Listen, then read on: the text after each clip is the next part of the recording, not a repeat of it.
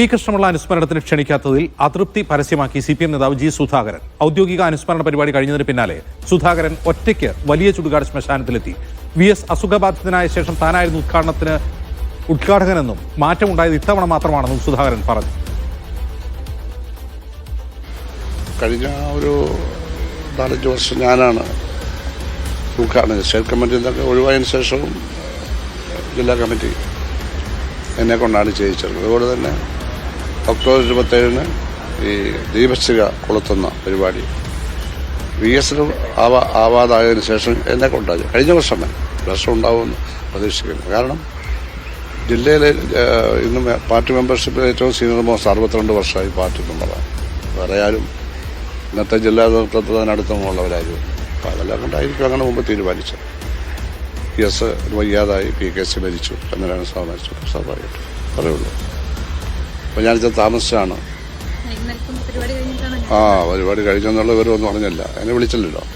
അപ്പോൾ ഇവിടെ വന്ന് എന്താ പറയുക, പ്രതിജ്ഞ പുതുക്കേണ്ട ഒരാവശ്യമാണെന്ന് തോന്നുന്നതുകൊണ്ട്. ഷൈജു വിരളുമായി ചേരുന്നു. ഷൈജു, ഈ പി കൃഷ്ണപിള്ള അനുസ്മരണം എന്നാണ് നടന്നത്?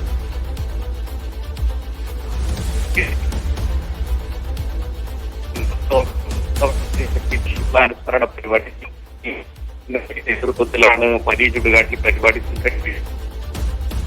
എല്ലാ വർഷവും അനുസ്മരണ പരിപാടി ചെയ്യാൻ.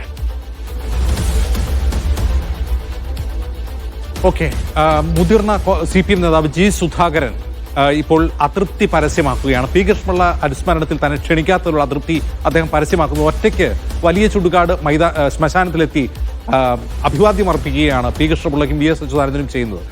അദ്ദേഹം പറയുന്നത് VS അച്യുതാനന്ദൻ മരിച്ചതിന് ശേഷമാണ് ഈ മാറ്റമുണ്ടായത്. മുമ്പൊക്കെ താനായിരുന്നു പി കൃഷ്ണപിള്ള അനുസ്മരണത്തിൽ ഉദ്ഘാടകരെന്ന് പറയുന്നു. പാർട്ടിയിൽ നിന്ന് നേരിടുന്ന അവഗണനയിൽ പരസ്യ പ്രതികരണമാണ് ജി സുധാകരൻ നടത്തുന്നത്. ഷൈജു വീണ്ടും ചേരുന്നു. ഷൈജു, ഈ പി കൃഷ്ണപിള്ള അനുസ്മരണം എന്നാണ് നടന്നത്? ഓഗസ്റ്റ് 19-നാണ് പി കൃഷ്ണപിള്ള അനുസ്മരണം. അതനുസരിച്ച് ഇന്ന് നടന്ന അനുസ്മരണം സാധാരണഗതിയിൽ